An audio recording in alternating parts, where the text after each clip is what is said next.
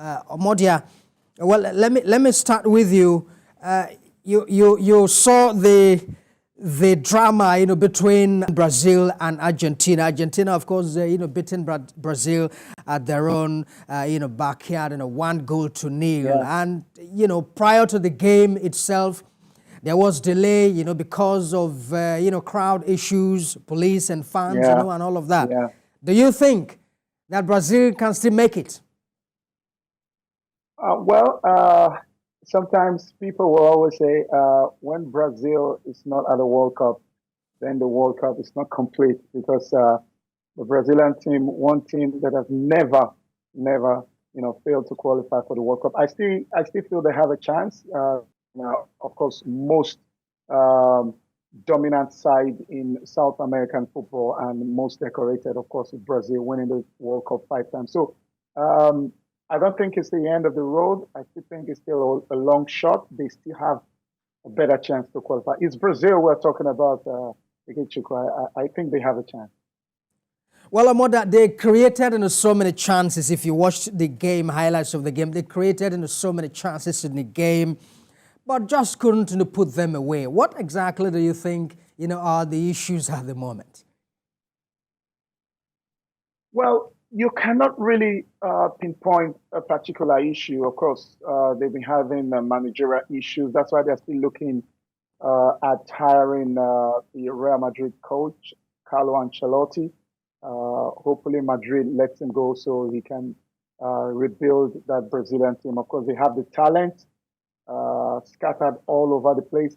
But I thought that game was evenly poised because if you look at the Argentine team, it was Nicolas Otamendi, the veteran defender, that got the goal. Their strikers couldn't do anything as well as the Brazilians. I think it was just luck on the Argentine side. That game should have ended goalless. It just didn't work out well for the Brazilians on the night. But as it stands now, they have to pull out their socks. They have to get started again to see how they can really get to the tabletop to make it to the World Cup in 2026. But they lost the game, no doubt, but they can still regroup.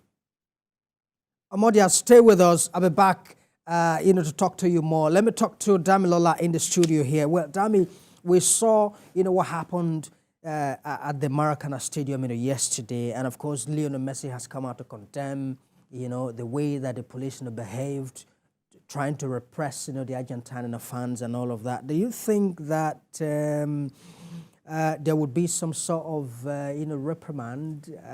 Would they be reprimanded, for, this kind of scene that we saw, yesterday? Definitely. The first thing, definitely for FIFA is to first carry out an investigation of what happened. Crowd trouble, no matter whatever shape or form it comes with, is not allowed in football. There is a lot of passion when it comes to Brazil playing Argentina. I saw the game live, and I must tell you that what I saw yesterday wasn't even a football, man. That was war. That was war. Aside from the fans, I'm not sure that within the window of 90 minutes you had smooth 10 minutes without the referee having to stop the game because of one bad tackle to one player. I'm even surprised that somebody didn't break a leg. That we even had just one red card is also a surprise to me because of the nature of the game. So I think to answer your question straight, I think FIFA will have to carry out an investigation. Players, of course, Messi is speaking for his own fans, the way the fans, but again, either side will want to speak for themselves, but a proper independent investigation would give us a clue of what happened. However, when you see such the football match, something must be wrong with the security arrangement. That is as straightforward as that. There must have been a loophole that the fans... We saw where Martinez, the Argentine goalkeeper, tried to pull a baton from the hand of a police officer. So something is just not right. Maybe they were not prepared enough for that situation. But that would be quite unfortunate because a game between Brazil and Argentina, even a friendly match, there is a lot at stake. There is pride, there is passion, and Brazil they're playing at home against the world champion. Argentina came with a bragging right that we are the world champion. They are saying, these are home, you can't beat us here. And I think, like Omodia said, the results for me, I thought Brazil should have won. They created more chances. They had the upper hand for the most part of that game. But then maybe a bit more of the experience of the Argentine eventually paid off for them. All right. The other results now, Peru played a 1-1 with Venezuela.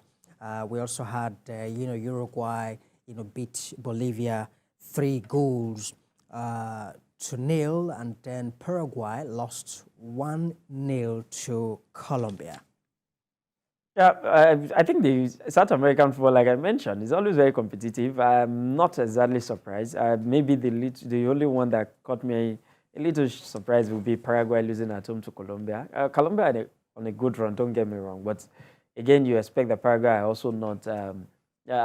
before the first result of that game, you wouldn't have called Paraguay a minnow compared to Colombia. You probably have rated them equally. So lose at home is a bit of a surprise. Peru, Venezuela is probably the most 50-50 game in that, in the matches we had yesterday. And as expected, it ended 1-1, even though Peru scored first at home. So Ecuador, Chile, a little bit of a surprise, but then Ecuador are playing at home, and Chile also not on the best of runs. Some of their good players that we know in recent time are gradually hedging towards retirement. So that's a factor. Uruguay on a fantastic run. So 3-0 against Bolivia is the way you beat small teams. Yeah. That's what I would say.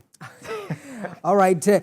Let's go back to Omodia now. Omodia, let's go to Euro now and talk about, some of the games. The Netherlands have now secured qualification for the championships after hammering Gibraltar 6-0 in their final Group B match on Tuesday night. Stengs grabbed the hat-trick for Dutch, and of course he was joined by Cody Gakpo and Wi-Fi on the scorer's sheet as well. Well, Omodia, were you surprised to see that sort of margin? I wasn't, absolutely. I wasn't. Of course, this is how Gibraltar always get beaten in the qualifiers. No disrespect to them. Sometimes when we talk as a football analyst, sometimes we talk about how UEFA should maybe create another separate qualifiers for this side, because they come into these qualifiers, they take in 6, 5, 4, 3 goals season in, season out. The likes of Liechtenstein, the likes of Gibraltar, Malta, Moldova, those countries.